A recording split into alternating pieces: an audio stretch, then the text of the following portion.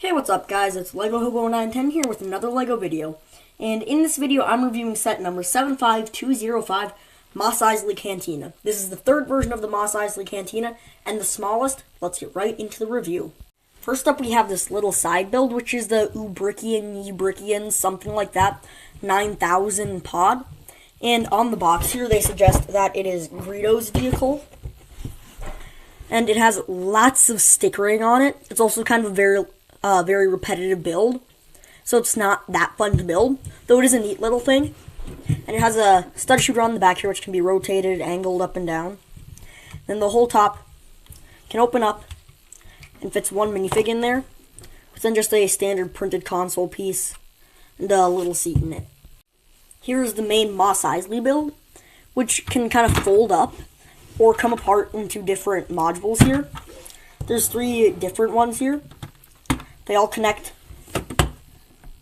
by little clips, and this is really the only way that they can connect, because you could just connect these two together, but other than that, they can't really connect.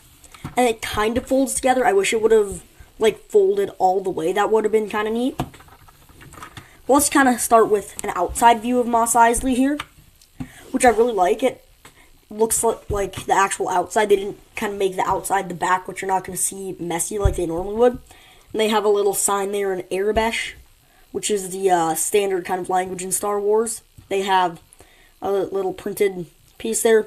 Lots of different colors for textures, and also lots of different pieces, shapes and sizes for texture as well. And then to get in, they have a sliding door here, which is just a fairly simple build. Though it does kind of get stuck a bit back here occasionally. Kind of has a lot of friction there. But it works well and slides open. And then you can go in. If we take out the Stormtrooper here, you can see the droid detector down in there. Then it also has kind of an antenna here. Then over here is the kind of bar area where her here works. And if we look around, there's another one of those printed console pieces. And a bunch of kind of little gold weird instruments for mixing up drinks and pouring them. Some cups and glasses. And there's also a gun on a clip there, so that way if he's ever attacked, he can defend himself. Then over here is definitely my favorite part of it. It is the area where Han and Greedo sit.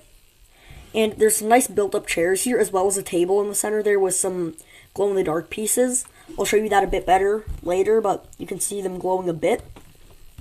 And then the great thing about it is you can pop them out of their chairs like this, just using some gears on either side here. For when one of them gets shot, comment down below who shot first. Personally, I believe Han shot first, because that is how it is in the original cut. But overall, that's really cool. If you're insane, you can make Han pop out. Don't know why you would want to, though. Now I'm going to show you the glow-in-the-dark feature a bit better. You can now see the lantern there kind of dimly glowing. First up for minifigs, we have Warher, the bartender. This is the first version of him in Lego. He's a fairly simple minifig here with some just plain dark brown pants, fairly standard hairpiece. Really like that face print, though. Lots of lines. It kind of makes him look older and more tired. Also like all the creasing on the torso piece there and kind of the flap of cloth that goes over the belt. If you take off the hairpiece, you can see his other face, which is kind of a more angry, hostile face, in contrast to this kind of more happy, grinning face. And I really like the sideburn prints as well on this. Next up, we have Han Solo, and he has the newer Han Solo hairpiece here, which kind of goes back and swoops. One of these small gun pieces. Then I like the torso print there with the jacket and the vest. Lots of, once again, creasing to add more detail. He also has the belt and other straps going kind of across his legs and hip area there to hold his gun. Something that I wish they would start doing on Han Solo figures when they have him wearing this kind of navy blue pants is add the red stripe down the side like you see in the movies. Then on the back there's kind of some more pocketing detail. If we take off his hairpiece, you can see the main face better here, which is just kind of his smile face. Then there's a much kind of bigger, kind of mischievous smile.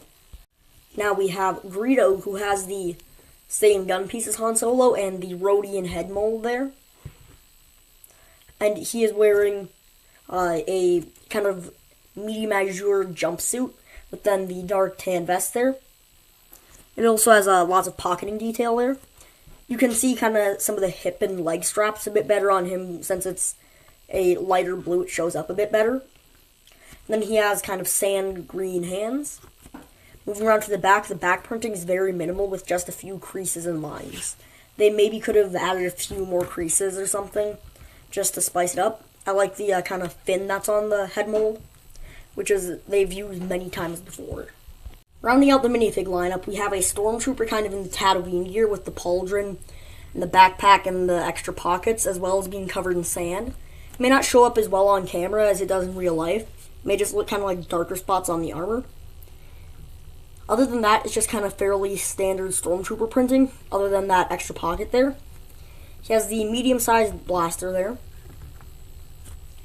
Then he has this white pauldron with some black detailing. And on the back, he has his kind of survival pack thing with the kind of bar along the side and some shaping up, as well as a telescope. And I'm going to take off some stuff so you can see him a bit better. Now, underneath, you can kind of see the printing along the shoulder there a bit better, not being covered by the pauldron. You can see the standard angry clone head.